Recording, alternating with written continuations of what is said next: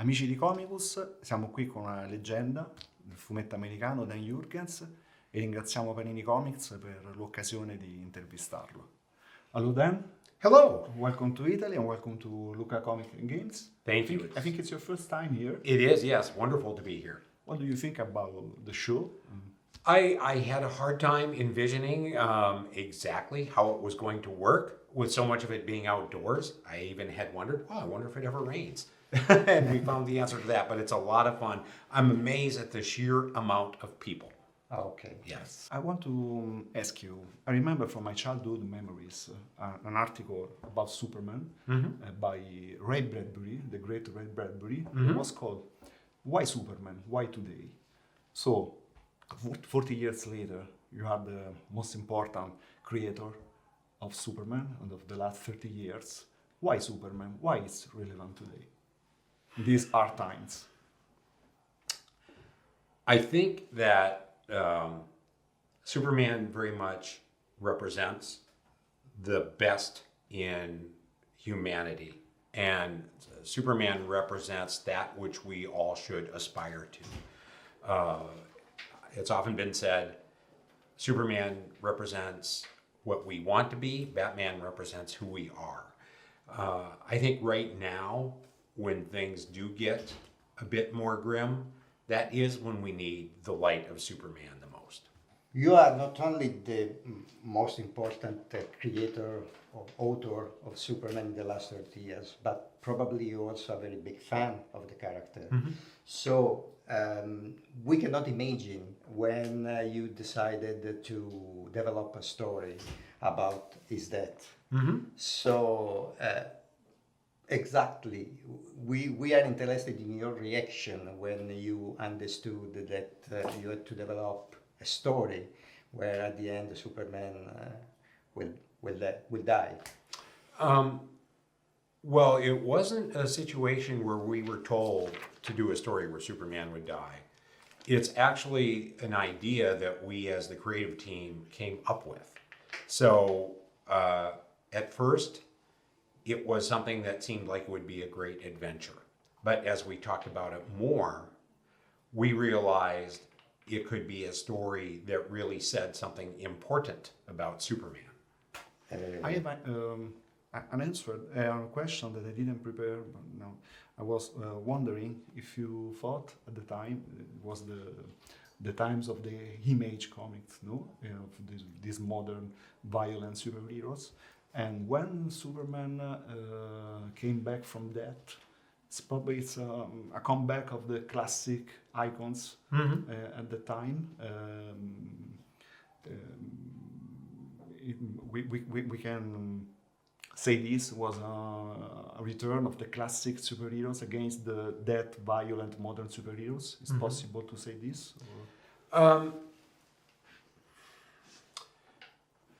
So if we go back to when we first started to plan the death of Superman, it was in late 1991 that we started to break down and lay out the story. Image Comics did not yet exist.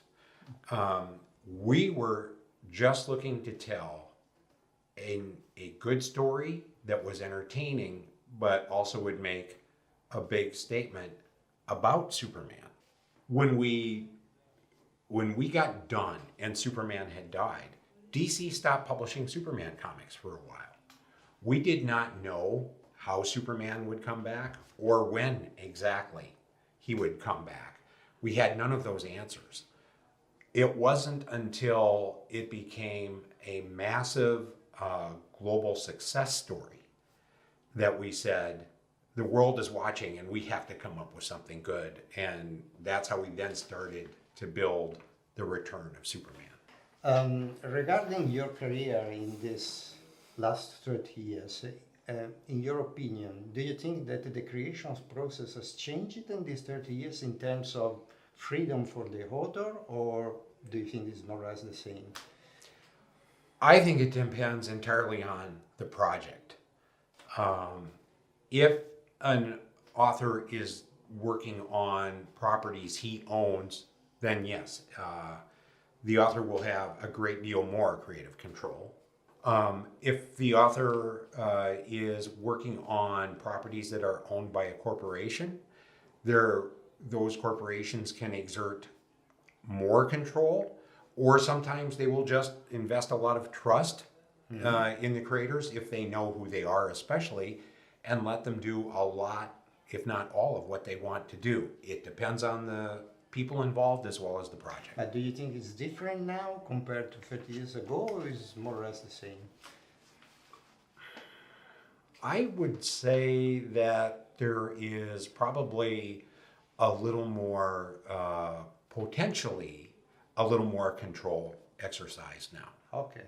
Okay. And if I may, just real quickly, with movies, with video games, and so many other things, obviously, the more popular these characters get in other mediums, the more that's going to happen. Yes, yes. One more question regarding this topic. You, in practice, worked only with the big two, excluding the short period with Valiant. In practice, you never worked with an independent publisher. Which is the reason? I did. I had, once upon a time, there was a line of properties called Bravura Comics. Yes, yes. And it was Walter Simonson had a book there, Howard Chaykin did. All of us had placed, me included, properties there. They went essentially bankrupt. They were out of that, they were bought by Marvel. And just watching that, I learned some lessons the hard way. Okay, okay. Okay. Fine. I'm a big fan of the Giff and the Matteis JLA, which starred a character created by you, Booster Gold. Yeah. Did you agree with that ironical characterization of the character? Yeah. Booster had been published for probably, a year or thereabouts. And Keith Giffen gave me a call. And he said, I'm doing this new Justice League book. Would you like it, or would you be okay with it if I put Booster in the Justice League? I said, sure, of course. But their first issue had not even come out yet. So I said, just send me the first issue and let me see what you're doing. So they sent me copies. When I say copies, they weren't printed. They were, photocopies. That's what we had then. And I really liked what I saw in the first issue. And I said, that would be great. But the other thing is, and a lot of us were this way, we saw the Justice League as they were doing it. I always called it Earth Keith. As, the stories happened, they were in continuity, but with kind of a certain flavor to it. And I thought it was great fun. Okay. Yes. Okay, the last question is about Spider-Man. So when probably you were in Marvel with Spider-Man, that was probably the best period of your career. And in our opinion, your run, despite was very short, was one of the best run compared to the last 50 years of the character. Which is the reason, in your opinion, you don't have the success that everybody expected? So when I went to do Spider-Man, we had made various agreements as to what the timeline was going to be as far as the Ben Reilly, Peter Parker clone situation. We all had the same common understanding. And from the time I got there, Marvel was constantly changing their minds about what they wanted, where they wanted to go, and the types of stories they wanted to do. Ultimately, the type of story I wanted to do had a harder and harder time fitting in with that.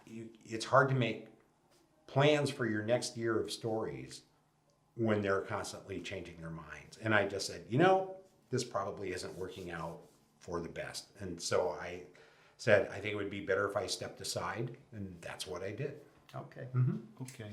And thank you very much. You're welcome. It was really an honor to be here with you. Oh, thank you. And I'm sorry for my poor memory. Thank No, Thank you, Dan. Don't worry. Thank you. Don't worry.